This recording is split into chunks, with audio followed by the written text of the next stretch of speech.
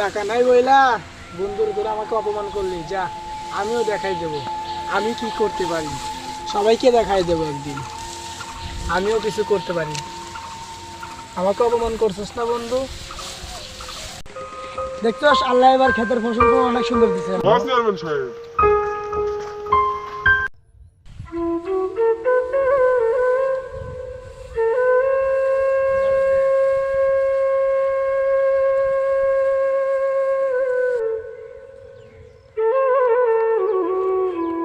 কিরে তোর খেত নিরে এখনো শেষ হয় নাই? বেলা তো 3টা বাজে গেল।